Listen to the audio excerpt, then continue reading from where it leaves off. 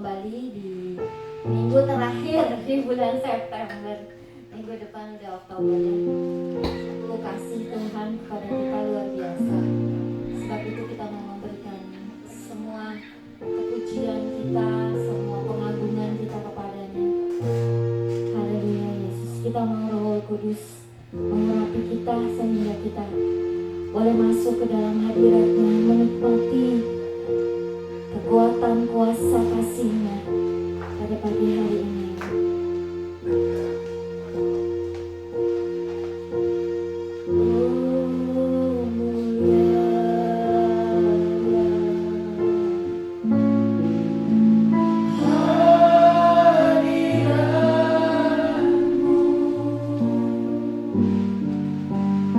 Kami baikmu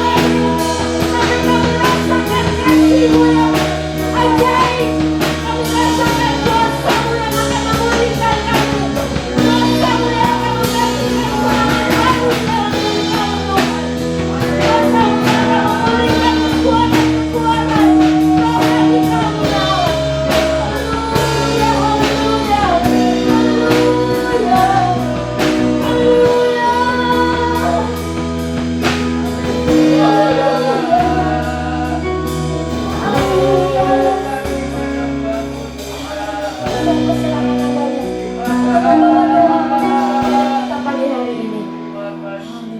Bapa kami yang kuduskan dan ditinggikan pagi hari ini kami datang menghadap hadirat-Mu. Tuhan kuasa Tuhan hadir di tengah-tengah kami, siap melawat kami satu persatu Tuhan. Kami ingin memuji dan menyembah Engkau. Biarlah setiap pujian dan penyembahan kami menyenangkan dan berkenan di hati-Mu. Urapi setiap kami yang ada di ruangan ini, hanya Roh-Mu saja Tuhan yang siap untuk menjamah kami satu persatu sehingga kami memperoleh sukacita yang luar biasa daripada-Mu ya Bapa. Terima kasih Tuhan, kami menyerahkan seluruh acara ini ke dalam tangan-Mu. Di dalam nama Yesus kami berdoa dan mengucap syukur. Amin. Amin, amin. Tuhan Yesus baik. Haleluya. Jangan pernah meragukan kesetiaan Tuhan. Dia akan membawa kita berjalan dari kemuliaan sampai kemuliaan. Yes.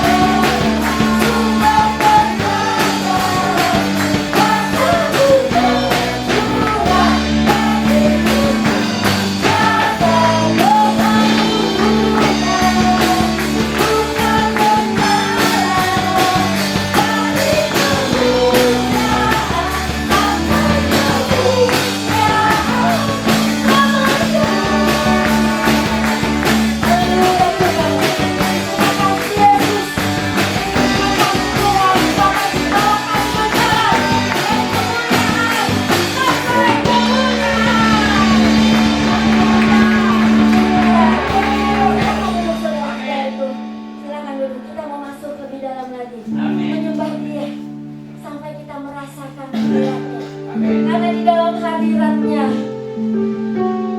ada kelegaan. Dalam sepanjang minggu ini, adik-adik, bapak-bapak, ibu-ibu, saudara-saudari merasa kelelahan. Mari masuk ke dalam hadiratnya. Saat ku menyembahmu, Rohmu bekerja. Saat ku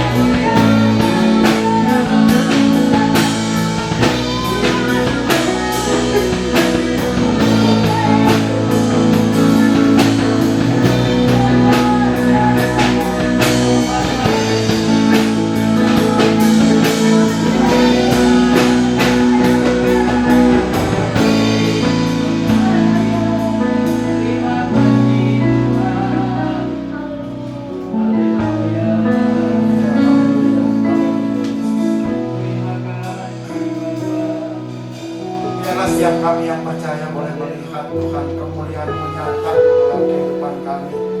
Dan kami sangat berharap Tuhan, Engkau selalu ada beserta kami dimanapun kami berada Tuhan.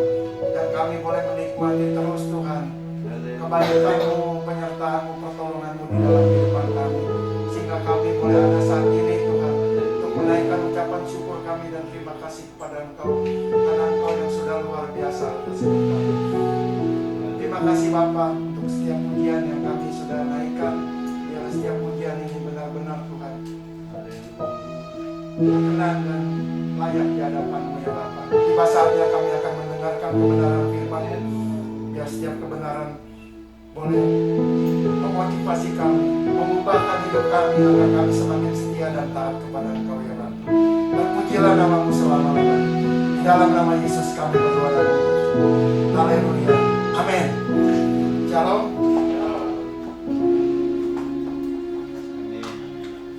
Ya,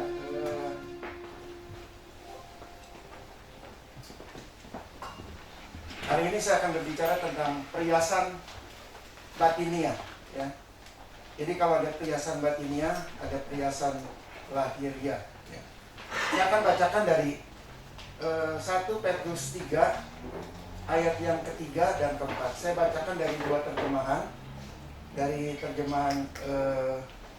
terjemahan baru dan bahasa Indonesia masa kini. Ya, yang pertama saya bacakan ayat 3, 1 Petrus 3 ayat 3 sampai 4. Perhiasanmu janganlah secara lahiriah, yaitu dengan mengepang-epang rambut, memakai perhiasan emas, atau dengan mengenakan pakaian yang indah-indah. Tetapi perhiasanmu ialah manusia batinia yang tersembunyi dengan perhiasan yang tidak binasa, yang berasal dari roh yang lemah lembut dan tentram dan sangat berharga di mata Allah. Garis bawahi, sangat berharga di mata Allah. Apa yang sangat berharga? Yaitu perhiasan manusia batinia. Ya. Saya coba baca di terjemahan yang berbeda, yaitu Indonesia masa kini.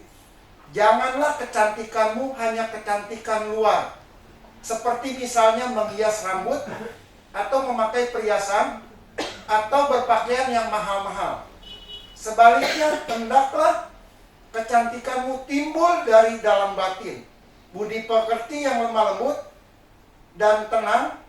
Itulah kecantikan abadi yang sangat berharga menurut pandangan Allah. Ya. Nah, kita nanti lihat satu persatu. Kita lihat dulu dari tentang perhiasan secara lahiriah yang tadi disebut mengepang-epang rambut. Ya. Mungkin zaman sekarang orang jarang kepang rambut ya, karena ini konteksnya dengan di zaman setelah Tuhan Yesus gitu ya. Ini yang berkata Petrus murid Yesus ya. Karena mungkin zaman dulu orang menghias rambutnya mungkin hanya mengepang-epang gitu ya. Tidak seperti zaman sekarang. Rambut tuh banyak sekali modelnya ya. Ada yang di bob, ada yang dicatok, ada yang dilaminating, segala macam. Saya nggak ngerti lah istilah-istilah rambut wanita gitu ya. Ada yang ya macam-macam gitu ya. Kalau dulu nggak ada. Dulu mungkin hanya dikepang-kepang aja udah kelihatannya cantik. Cuman ya itu dikatakan tidak sesuatu yang tidak berkenan di hadapan Tuhan. Kemudian pakai perhiasan identiknya dengan sesuatu yang bernilai, yang mahal, emas, berlian, mutiara dan lain sebagainya ya. Kemudian pakaian yang indah-indah ya. Kalau dulu mungkin pakaian orang jahit gitu, nggak ada beli jadi ya. Mungkin sekarang orang beli jadi. Bahkan sekarang banyak pakaian yang branded ya. Dari yang ratusan ribu sampai yang jutaan ya, puluhan juta bahkan ya. Kalau saudara bikin di butik itu harganya mahal ya. Nah, ini yang disarankan atau dilarang ya, kata jangan ini melarang. Jadi perhiasanmu janganlah secara lahiriah. Lahiriah apa? Sesuatu yang nampak gitu. Nah, banyak orang ya pada umumnya lah, siapapun mau orang percaya orang nggak percaya, itu penampilan kelihatannya yang diutamakan dibanding sesuatu yang di dalam gitu. Lebih mengutamakan penampilan-penampilan yang di luar, ya. Ya, jadi dari zaman dulu sampai sekarang ya penampilan itu jadi memang menjadi tuntutan setiap orang. Orang pasti apalagi di depan umum, di acara-acara pasti pengen tampil beda gitu ya. Pengen beda dari yang lain dan ingin memamerkan juga barang-barang perhiasan yang dikenakan pada dirinya ya. Nah, kita lihat saudara, saya coba mencari sebenarnya berapa sih kalau orang misalnya pergi ke salon gitu ya, atau pergi ke salon kecantikan gitu ya. Kan ada salon rambut, ada salon kecantikan. Kalau kecantikan tuh biasanya identiknya dengan muka gitu ya, facial istilah kerennya. Orang merawat muka, merawat rambut ya. Saya kaget waktu saya Google ya, saya lihat ada salon namanya Stuart Philip ya. Dia memecahkan rekor potong rambut termahal di dunia. Itu tahun 2007. Nggak tahu sekarang mungkin ada yang banyak yang lebih mahal. Dicatat di dalam Guinness Record, potong rambut paling mahal itu 8.000 pound sterling ya, atau setara dengan 162 juta ya. Ini yang dibuat oleh namanya salon Stuart Philip di Covent Garden London, Inggris pada tahun 2007 ya. Terus ada seorang artis yang cantik ya, keren, namanya Anne Hathaway ya. Ini lebih mengagetkan lagi ya. Untuk ngurus rambutnya aja itu 8 juta dolar, setara dengan 118 miliar gitu. Edun ya, untuk urusan rambut berani ngeluarin 118 miliar. Kemudian ada Sultan, nah ini orang ya Melayu lah, Sultan Bokia Brunei ya.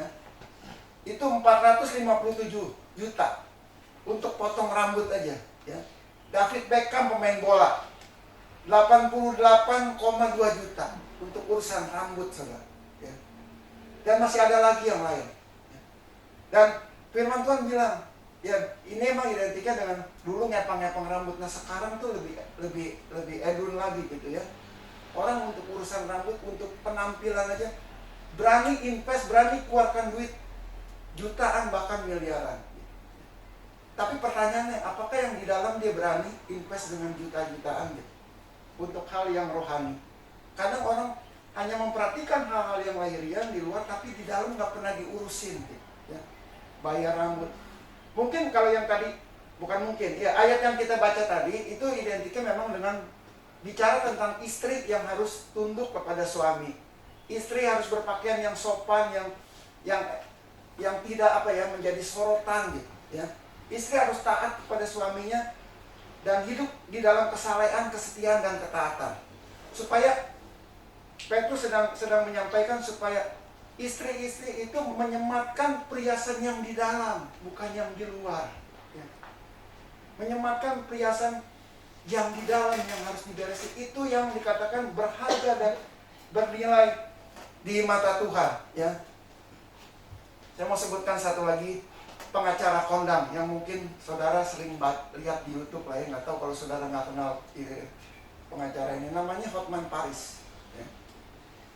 Ini satu-satunya pengacara yang sering memamerkan apa yang dipakainya ya, istilahnya dari ujung rambut sampai ujung kaki. Itu diperkirakan lah ya, kalau saudara baca itu dia sering memamerkan harta kekayaannya ya. Itu barang-barang yang nempel di badannya aja ya, dari kalung sampai sepatunya diperkirakan 60 miliar ya. Luar biasa saudara. Dan dia kalau ngomong tuh tangannya suka gini-gini. Saya lupa ada acaranya di TV, nama acaranya apa. Jadi dia pakai cincin, pakai jam Rolex dan lain sebagainya. Terus sepatunya juga mengkeralat gitu ya, keluar cahaya gitu. Semua yang dipakainya itu mahal, belum barang-barang yang di rumahnya. Jadi dia pengen tunjukkan kepada dunia, nih saya orang hebat, orang kaya, orang yang berhasil ya. Secara lahiriah dia berhasil. Tapi pertanyaannya, apakah dia berhasil di dalam batinnya? Apakah hubungannya Dan kalau dia dipanggil Tuhan, atau dia menderita seketika, dia sakit dan lain sebagainya, apakah hartanya itu bisa menolong? Apakah bisa menyelamatkan? Sementara mungkin di dalam dirinya penuh dengan kekosongan. Dan saya mau katakan, yang di dalam itu lebih penting. Yang di dalam ini, yang namanya perhiasan batinnya, itu akan menolong kita, menuntun kita ke surga. Perhiasan batinnya itu membawa kita kepada kekekalan, ya. Tadi dikatakan di ayat yang kita baca, dikatakan, tetapi perhiasanmu ialah manusia batinnya yang tersembunyi. Jadi yang tidak perlu diperlihatkan, yang tidak kelihatan, perhiasan yang tidak binasa, ya. Nanti kita bahas perhiasan yang tidak binasa itu apa sih, ya. Yang berasal dikatakan dari roh yang lemah lembut, yang tentram, dan inilah perhiasan yang sangat berharga di mata Allah, ya. Kita lanjutkan, ya. Itu baru tadi saya katakan dari rambut, terus kemudian ya benda-benda atau pernak-pernik yang dipakai di tubuhnya, ya. Sekarang kalau saudara mungkin ya sering mendengar lah, bukan sekarang ya, mungkin beberapa tahun lalu, di Korea orang banyak operasi wajah gitu, ya. Wajahnya yang tadinya biasa-biasa atau tadinya jelek, tidak menarik, ya, dioperasi menjadi begitu cantik gitu, ya. Dan itu juga harganya tidak murah, ya. Jadi ini yang Petrus sarankan supaya sebagai, ya ini memang identiknya untuk wanita, tapi saya ingin membahas secara umum karena ya tadi seperti Hotman Paris juga, ya, seorang laki-laki, dia juga ingin tampil tidak biasa-biasa gitu, ya. Dia ingin tampil beda dan ingin menjadi luar biasa, gitu. Tapi itu hanya sementara, itu semua akan kita tinggalkan dan tidak dibawa ke surga, itu fana. Yang kita akan bawa yaitu tadi perhiasan batinnya, itu akan menuntun kita kepada kekekalan, kepada keselamatan, ya. Jadi banyak orang berani operasi wajah. Saya lupa ada seorang yang merubah gendernya gitu, ya. Ada Luna-lunanya namanya, saya lupa. Itu 3 miliar gitu. Bukan Luna Maya, ya, saya lupa Luna apa sih. Lucinta Luna, ya. Ya, kayak gitulah. Cuman saya ingat, cuman saya lupa nama. Itu untuk merubah seluruh dari ini sampai, ya, itu 3 miliaran, ya. Tapi pertanyaannya dalamnya, apakah dia selamat atau tidak, gitu, ya. Belum baju-baju tadi dibilang jangan pakai pakaian yang mahal, ya. Karena banyaknya pakaian branded dulu, di zaman Petrus nggak ada pakaian branded, semua mungkin orang bikin ke tukang jahit dan lain sebagainya. Mungkin juga ada yang mahal, karena kalau pakaian-pakaian raja itu dikatakan pakaian kain ungu dan dari bahannya linen dan lain sebagainya. Itu identik dengan pakaian-pakaian yang mahal, yang indah-indah, ya. Nah, saudara, mari kita perhatikan hal-hal yang di dalam, ya. Untuk berpakaian mewah, bagus, itu tidak salah. Tapi kita sebagai orang percaya harus berimbang gitu, antara yang lahiriah sama yang di dalam. Jangan terlalu fokusnya kepada yang lahiriah, yang batiniahnya itu dilupakan, gitu, ya. Jadi harus ada keseimbangan, karena kita mencari perkenanan Tuhan. Buat apa kita bermewah-mewah tetapi Tuhan jauh dari kita dan Tuhan tidak berkenan, bahkan Tuhan berpaling dari kita dan tidak mau melihat kita, ya. Jadi untuk memperbaiki kecantikan yang di luar harus seimbang dengan kecantikan yang di dalam, ya. Jadi jangan seperti kuburan, ya. Tuhan pernah mengecam orang Farisi dan ahli Taurat, dikatakan mereka itu seperti kuburan, ya. Kelihatannya hebat dan lain sebagainya, tetapi di dalam itu banyak kebusukan, banyak kejahatan, gitu, ya. Walaupun di luarnya dia kelihatannya setia, taat kepada Tuhan, ahli di dalam kitab, tetapi banyak kejahatan. Dan Tuhan seringkali mengecam orang Farisi, orang Saduki, orang ahli Taurat, ya. Seperti yang dikatakan di dalam Matius 23 ayat 27. Celakalah kamu, hai ahli-ahli Taurat, orang-orang Farisi, hai kamu orang-orang munafik, ya. Orang munafik itu yang kelihatannya bagus tapi dalamnya jelek, gitu, ya. Sebab kamu seperti kuburan yang dilabur putih. Yang sebelah luarnya bersih tampaknya, tetapi yang sebelah dalamnya penuh tulang belulang dan berbagai jenis kekotoran. Nah ini yang Tuhan tidak suka kalau kita itu hidup seperti orang munafik, seperti orang Farisi, ya. Pergi ke gereja bukannya ibadah tapi pamer gitu ya. Banyak sekarang ya di gereja-gereja lain lah ya. Banyak orang ke gereja tuh ingin pamer, ya, pamer apa yang disematkan di tubuhnya. Mungkin dari kalung sampai tasnya juga, ya. Ada satu tas saya pernah dengar harganya berapa ya? 3 miliar atau berapa lah. Pokoknya udah MM-an. Dan itu di dunia cuma ada berapa tas yang dibuat. Kalau nggak salah namanya Hermes gitu ya. Kurang lebih lah. Tas itu mahal dan itu dikejar sama artis-artis kolektor, ya. Orang berani mengejar sesuatu hanya demi gengsi, hanya ingin diakui, diterima. Wih, saya orang hebat, saya harus diterima. Kalau nggak hebat dia merasa nggak diterima, ya.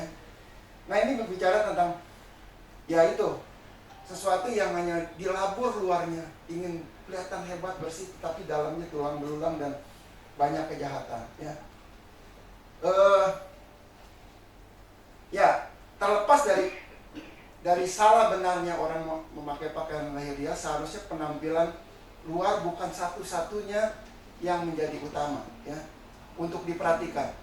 Karena ada yang jauh lebih penting, yaitu yang di dalam, ya. Nah kita sebagai orang percaya, fokus kita harus yang di dalam, yaitu batinnya, roh kita. Apakah roh kita ini sehat, rohani kita ini sehat, atau rohani kita sakit-sakitan, atau memang sudah mati, seperti ranting yang terlepas dari pohonnya dan dalam waktu dekat dia layu bahkan mati. Dan firman Tuhan bilang kalau pohon sudah layu, mati, kering, siap dibakar, ya, kata firman Tuhan.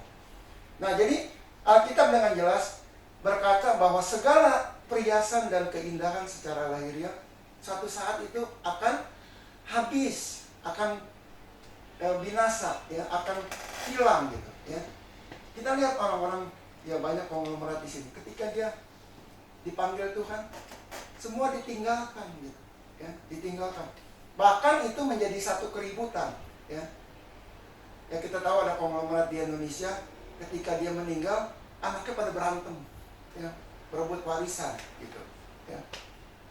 Bahkan ada apa? Jadi konglomerat ini punya istri apa ya? Istri yang tidak resmi. Nah, anak istri yang tidak resminya ini nuntut gitu, minta warisan. Karena dia merasa dia punya hak. Ya.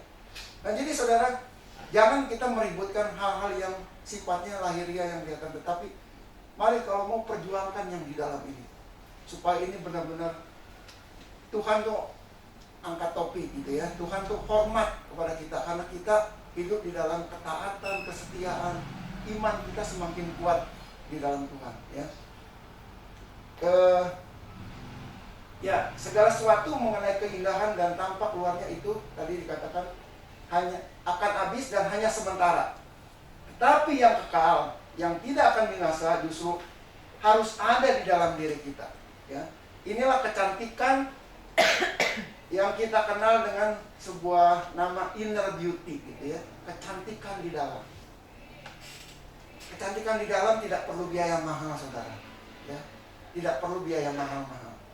Banyak yang mahal-mahal tuh bisa hilang dan bahkan namanya tidak menjadi bagus, bahkan menjadi jelek, ya.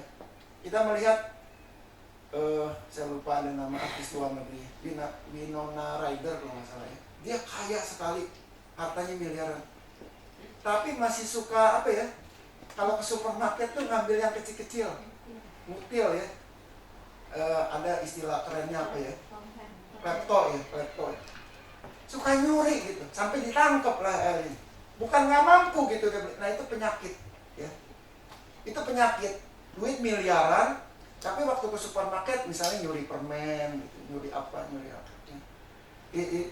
Itu penyakit. Nah itu bukan kecantikan yang di dalam, itu kecantikan yang di luar tetapi memalukan gitu ya, sesuatu yang memalukan.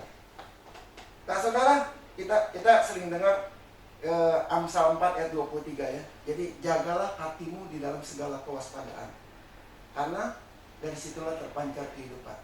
Jadi hati ini jangan sampai redup, jangan sampai gelap. Kita hiasi nih hati kita. Hati kan bentuknya gitu ya. Coba saudara kasih pernak-pernik. Di dalam hati itu ada ketaatan, ada kesetiaan, ada iman yang teguh gitu ya. Ada damai sejahtera, tidak ada kekhawatiran, tidak ada ketakutan. Nah itu hati yang terus dihiasi gitu ya. Dihiasi dengan perhiasan-perhiasan yang tidak terlihat. Yang tadi dikatakan itulah yang berkenan di hadapan Tuhan. Bayangkan kita pengen tampil, wah keren-keren gitu ya. Apalagi di luar sana lah. Apalagi kalau saudara pergi ke undangan gitu ya. Bahkan sekarang saya lihat tato tuh jadi model gitu ya. Kalau dulu orang pakai tato dulu serem gitu ya. Wah residivis, preman. Sekarang jadi seni. Cewek-cewek juga banyak yang ditato. Mudah-mudahan ini tato di kaki, di tangan, di leher. Walaupun tatonya kecil, mungkin ya tato lalat gitu ya, kecil gitu ya. Tapi itu sekarang jadi model gitu ya. Nah itu sesuatu yang ingin dilihat supaya kelihatan menarik dan lain sebagainya. Ya, seringkali kita manusia memang tidak menyadari bahwa keberadaan hatinya lah yang membuat dirinya memancarkan daya tarik. Ya. Kenapa hati? Itu hati bicara tentang air yang jernih. Hati itu bicara tentang sesuatu yang putih, gitu ya, yang bersih. Kenapa? Makanya disuruh jaga, waspadalah, gitu ya. Jagalah hatimu di dalam segala kewaspadaan. Kata waspada itu jangan sampai kotor, jangan sampai terkontaminasi. Hati itu seperti kain yang putih, gitu. Kalau sudah kotor, ngebersihinnya susah, ya. Seperti baju kalau udah kena cat, kena kecap, itu pasti saudara mikir bersihnya pakai apa ya, gitu. Kadang udah pakai bahan yang bagus juga masih tetap kelihatan. Dan pasti saudara kalau punya baju yang kotor, ada bercak walaupun setitik, saudara nggak mau pakai, gitu ya. Karena pasti saudara akan diomongin orang, nih bajunya ada kotor gitu. Ya. Tetapi kalau yang di dalam, karena kita biarkan walaupun kotor, karena saudara pikir nggak lihat lah, saya bisa sembunyiin hati yang kotor, gitu. Hati yang jahat, hati yang jelek dan. Tapi kalau yang luar kita kadang-kadang perhatiannya lebih. Kalau kita pakai baju yang kotor pasti nggak mau, gitu ya. Tapi kalau orang ke gereja kemana hatinya kotor, ya pergi aja karena nggak ada orang yang tahu. Ya. Jadi saudara, kita harus menyadari bahwa hati ini tempat memancarkan, ya. Memancarkan cahaya sumber air. Dan kalau hati ini bersih dan putih, itu memancarkan sinar, artinya hati itu bisa menjadi berkat buat orang lain kalau hati kita baik, ya. Dan ini yang memang dikehendaki Tuhan. Ya, jadi hati itu juga mencerminkan perbendaharaan, ya, perbendaharaan dari sikap kita, dari mulut kita, dari pikiran kita. Kalau hatinya jelek, pasti pikirannya jelek, perkataannya juga jelek, sikapnya juga jelek, gitu. Tapi kalau hatinya bersih, pikirannya, semua apa yang dikeluarkan dari perkataannya itu juga kata-katanya yang menyejukkan, bukan kata-kata yang menyinggung dan menyakitkan, ya. Jadi sikap orang jelek atau baik itu tergantung apa yang ada di dalam hatinya. Itu sebabnya disuruh kita, Tuhan menyuruh kita menjaga hati ini dengan waspada, dengan ya jaga 24 jam gitulah, ya. Harus ada yang meronda nih di hati kita, gitu ya. Terutama kita minta kekuatan dari Tuhan. Memang dengan kekuatan sendiri kita tidak sanggup. Ada kekuatan, ya itu tadi yang dikatakan roh yang lemah lembut, ya. Untuk kita memakai perhiasan batinia harus keluar dari roh yang lemah lembut, kata firman Tuhan tadi, ya. Roh yang lemah lembut. Nah, memperhatikan penampilan luar, ya memang tidak dosa, ya, tidak berdosa, gitu. Tetapi tidak baik kalau hanya kita memperhatikan yang luar sementara yang dalam kita kosong, gitu ya. Ada kekosongan. Berapa banyak orang-orang yang secara pendidikan tinggi, secara keuangan tidak kekurangan, gitu. Tapi begitu dia mengalami sakit yang luar biasa, kepintarannya, hartanya tidak bisa menolong, tidak bisa menyelamatkan. Dan ketika dia mau lari kepada Tuhan, dia mau datang, sininya kosong. nggak ada kekuatan apa-apa, ya. Dan akhirnya mati di dalam apa ya, artinya di dalam ketidakpercayaan kepada Tuhan, ya, kekecewaan dan lain sebagainya. Jadi hati perlu juga dijaga dan dirawat, ya. Jadi bukan dijaga aja, tetapi dirawat, ya. Bahkan perawatannya harus lebih intensif dibandingkan dengan penampilan yang luar, ya. Jaga intensif itu artinya terus menerus. Kalau orang sakit tuh dijaga intensif tuh dimasukin di ruang ICU gitu ya. Diperhatikannya mungkin per berapa menit gitu ya. Kita datang catat, nanti berapa menit datang catat. Mau dilihat perkembangannya gimana. Dirawat dengan baik. Nah, kalau sumbernya saja tidak sehat, ya, hatinya ini, bagaimana kita bisa memancarkan kehidupan yang sehat juga, ya. Hidup sebagai murid Tuhan adalah untuk menghasilkan buah yang baik yang bisa dinikmati oleh orang lain, ya. Kalau kita bisa menjaga hati ini dengan baik, pasti yang dilihat orang adalah baik, ya. Meski kita tidak bisa memaksakan penilaian orang, selalu baik pada kita, ya. Jadi kalau hati kita baik, orang yang baik juga akan melihat kita baik, kecuali orang yang iri, ya. Biasanya orang iri itu ada istilahnya gini, tidak senang lihat orang sukses, bukan gitu. Ya, tidak senang lihat orang sukses, ya. Tidak senang lihat orang senang gitu ya. Senang lihat orang tidak senang gitu ya. Jadi kalau orang susah dia senang, wah tepuk tangan. Tapi ngelihat orang senang, dia tuh susah gitu, susah hati, ya. Nah, itu orang yang pikirannya jelek. Jadi kalau saudara sudah baik dianggap jelek, ya itu memang orang yang menilainya pikirannya juga nggak bagus, ya. Seperti ya contoh lah presiden kita, ya. Dia udah melakukan yang terbaik, dia tidak korupsi, dia tidak apa. Dia bangun sana sini, tetap dianggap jelek bagi lawan-lawan, ya. Jadi sebaik apapun yang dilakukan orang baik, tetap dianggap tidak baik, ya. Jadi bukan penampilan yang menarik, ya, bukan penampilan lahiriah yang membuat orang tuh memuji kita gitu ya, tetapi penampilan yang di dalam, ya, yang di dalam yang membuat orang ya kagum gitu ya. Jadi ada orang kagum dengan sesuatu yang lahiriah, tapi ada orang juga kagum dengan kesetiaan walaupun hidup di dalam kesederhanaan, ya. Nah, jadi saudara, saya mencatat di sini bahwa perhiasan lahiriah itu banyak sekali gitu yang harus kita dandanin ini di dalam, yang kadang-kadang kita biarkan dia mati dan tidak berdaya gitu ya. Rohani kita tidak berdaya. Saya lihat banyak orang menganggap tuh Qurannya sesuatu satu pelengkap saja gitu, seperti ban serep. Kadang gini saudara, kalau ban serep kan kalau saudara lagi mobil, siapa sih orang naik mobil ingat ban serep kalau selama bannya nggak meletus gitu, nggak kempes. Orang ingat ban serep tuh kalau kempes. Oh iya, ada ban serep baru ganti. Tapi selama orang nyetir nggak ingat. Bahkan gini ya, orang kalau kepalanya nggak kebentur, ya selama dia beraktivitas dia lupa dia punya kepala gitu ya. Terus aja beraktivitas. Ketika kepalanya kebentur baru dia ingat, oh iya, kepala saya kebentur bengkel baru dirawat gitu, ya. Jadi sama halnya kerohanian kita, kadang-kadang kita seringkali lupa gitu bahwa ini tuh perlu penting gitu, yang di dalam ini penting, yang nggak kelihatan itu penting, ya.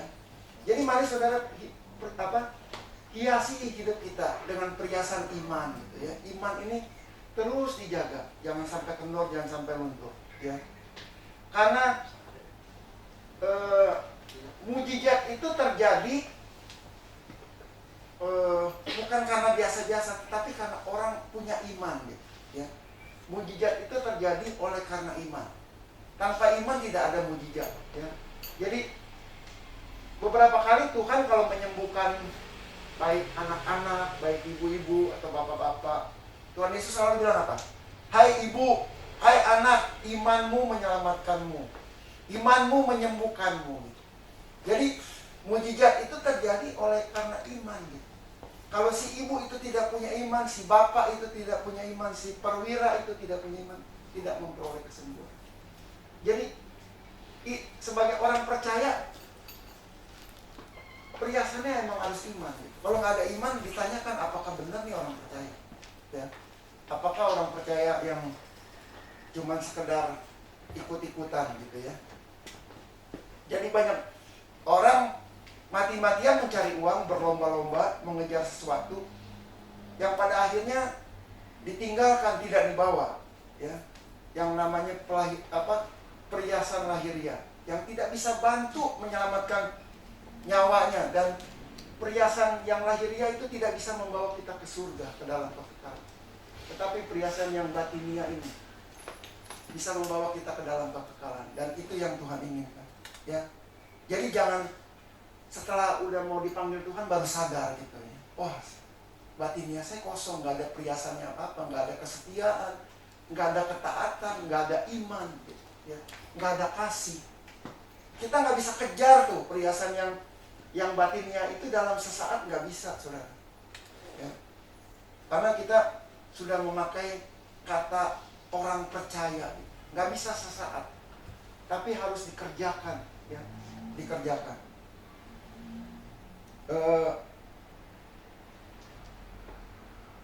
Ya, yang berikutnya adalah kita harus menghiasi hidup kita ini dengan pikiran Kristus gitu, ya. Karena dengan pikiran Kristus kita ini menjadi serupa dengan gambar, serupa dengan Kristus, ya. Artinya kita selaras, sejalan dengan kehendak Bapa, kehendak Tuhan. Itu yang dikatakan di dalam Filipi 2 ayat 5. Hendaklah kamu dalam hidupmu. Dalam hidupmu artinya hidup kita yang di dalam ini menaruh pikiran dan perasaan yang terdapat juga di dalam Kristus Yesus. Kemudian semati juga hidup kita itu dengan damai sejahtera. Banyak orang cari uang, mengejar segala sesuatu, itu tidak ada damai sejahtera di dalamnya. Nah ini juga harus ada keseimbangan. Ketika kita kerja, kalau tidak ada damai sejahtera, artinya di dalam ini ada masalah gitu. Di dalam batin kita ada masalah ya. Kalau saudara bekerja tidak dibarengi dengan sukacita, itu akan membuat fisik saudara tuh bisa merosot gitu ya. Karena sukacita itu yang membuat saudara terus semangat untuk bekerja.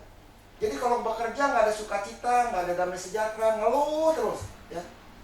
Dan itu membuat saudara jadi susah, dan nanti bisa berbagai penyakit yang akan timbul. Dikatakan demikian di dalam Filipi 4 ayat 6 sampai yang ke-8 ya.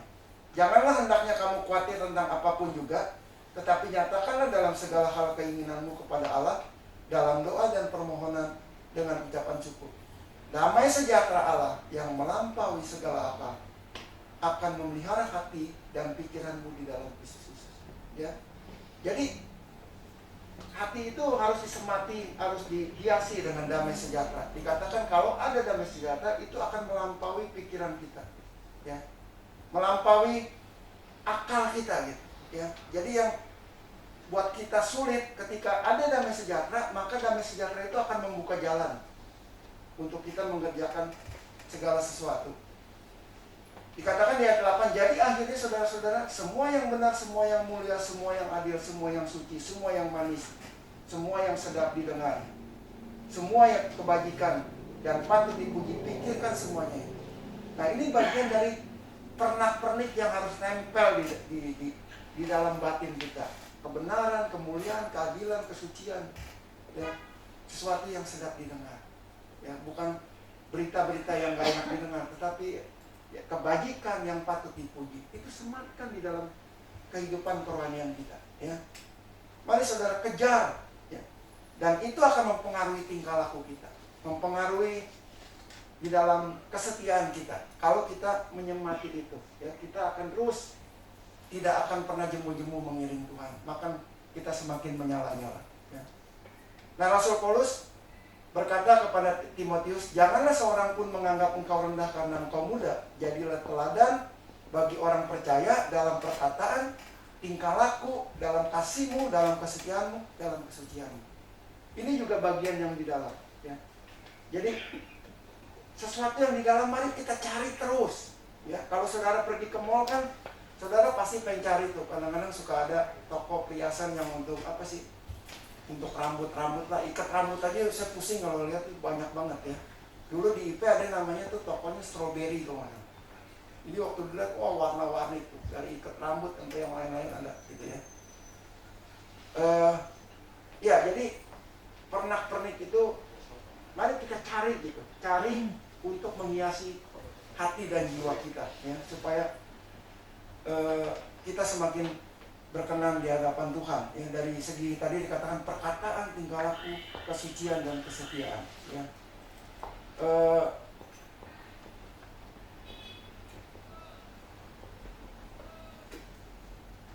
Ya, saya lanjutkan dengan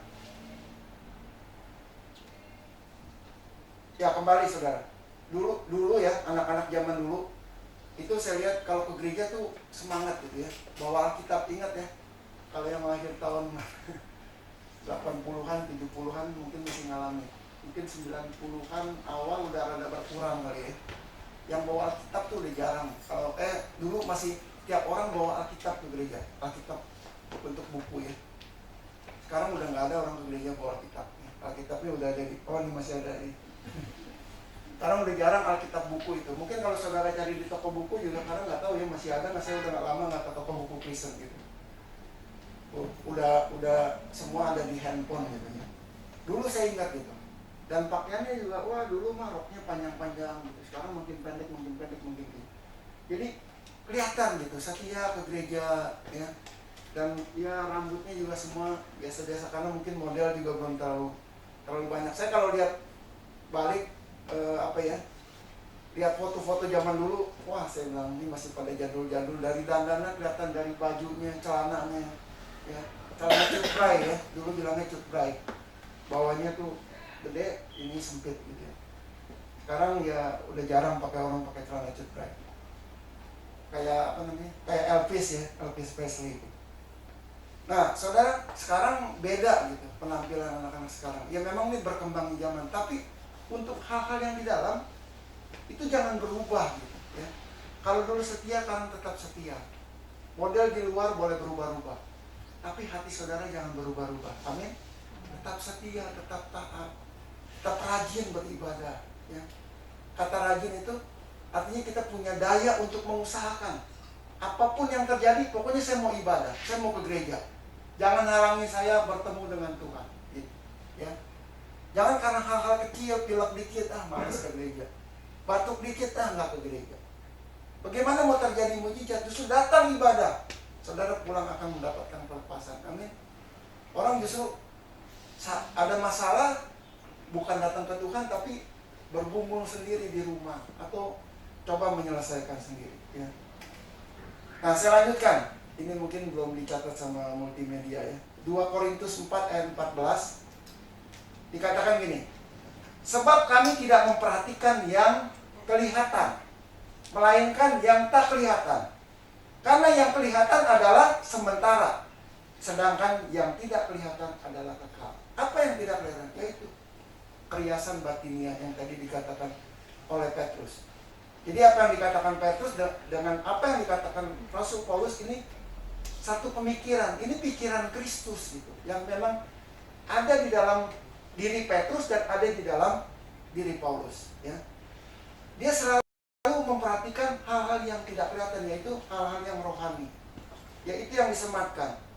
Dibilang kami tidak memperhatikan yang kelihatan gitu, yang di luar, yang lahiriah, melainkan yang tidak kelihatan, yaitu yang di dalam, yang batinnya. Karena yang kelihatan dikatakan sementara, sedangkan yang tidak kelihatan kekal. Mari saudara, kita kejar kekekalan gitu, melalui apa yang ada di dalam kita yang tidak kelihatan. 2 Korintus 4 ayat 16. Sebab itu kami tidak tawar hati.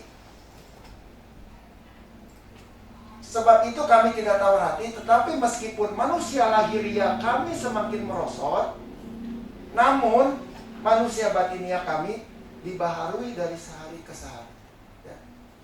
Jadi kalau penampilan saudara semakin merosot, semakin jelek, semakin gak enak dilihat orang, biarin.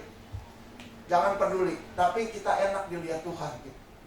Karena yang di dalamnya ini terus dibaharui sama Tuhan, dibaharui terus ya. Paulus semakin karena kita bertambahnya umur, seberapa hebat sih orang bisa mempertahankan penampilan gitu. Tapi memang saya pernah lihat sih ya, orang umurnya 80 ya, ketika dioperasi umurnya seperti umur 40, jadi lebih muda 40 tahun ya. Dan itu banyak dikejar-kejar cowok. Bayangin ya, nenek-nenek umur 80 dikejar-kejar cowok yang muda-muda, karena memang dioperasi total gitu. Keriput-keriputnya tuh nggak tahu ya, kalau di belakang numpuk disumputin gitu ya. Tapi udah dirubah, memang kelihatan muda.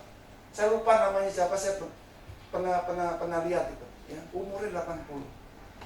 Ya nggak usah jauh-jauh lah, di Alkitab juga ada ya, Sarah kan umurnya udah tua, karena dia memang cantik parasnya, sampai Raja Mesir tuh jatuh cinta ya, dan lain sebagainya. Jadi saudara, ini tua tuh nggak bisa ditahan gitu. Terus kita ini manusia fana berubah, tapi dalam ini jangan berubah, terus pertahankan. Bahkan dikatakan dibaharui. Kata dibaharui itu diganti sama yang baru terus yang baru ya. Roma 2 ayat 29. Tetapi orang Yahudi sejati ialah dia yang tidak nampak keyahudiannya, dan sunatnya ialah sunat di dalam hati, secara rohani, bukan secara hurufiah. Maka pujian baginya datang bukan dari manusia, melainkan dari Allah ya. Nah, sunat yang di luar juga, yang di sana yang dilakukan oleh orang-orang Yahudi, itu sunat lahiriah gitu. Tapi Paulus bilang, jangan sunat lahiriah, kamu harus sunat hatimu. Kalau hatimu jahat, potong hatinya gitu ya, maksudnya sunat ya, dibuang, diganti dengan sesuatu yang baru ya. Sekali lagi saya mau ganti Yahudi ini jadi Kristen, karena identiknya sekarang dengan Kristen. Orang Kristen sejati ialah dia yang tidak nampak kekristenannya, dan sunatnya ialah sunat di dalam hati, secara rohani, bukan secara rupiah. Maka pujiannya bukan datang dari manusia, tetapi dari Allah. Ini pilihan, kita mau pujian datang dari manusia yang hanya sementara, atau pujian kita dari Allah yang membawa kita ke dalam kekekalan ya. Galatia 2 ayat 14. Nah ini waktu Paulus melihat kemunafikan daripada Petrus ya. Jadi waktu Petrus lagi berkumpul, kemudian Paulus datang, kemudian Petrus tuh menghindar gitu ya. Ini Paulus berkata gini, tetapi waktu kulihat bahwa kelakuan mereka itu tidak sesuai dengan kebenaran Injil, aku berkata kepada Kefas itu Petrus, di hadapan mereka semua. Jadi Paulus tuh orangnya tegas gitu ya. Aku berkata kepada Kefas di hadapan mereka semua, jikalau engkau orang Yahudi hidup secara kafir dan bukan secara Yahudi, bagaimana engkau dapat memaksa saudara-saudara yang tidak bersunat untuk hidup secara Yahudi ya. Jadi dikatakan gini, jika engkau seorang Kristen hidup secara kafir dan bukan secara Kristen, bagaimana engkau dapat memaksa saudara-saudara yang bukan Kristen untuk hidup secara Kristen ya.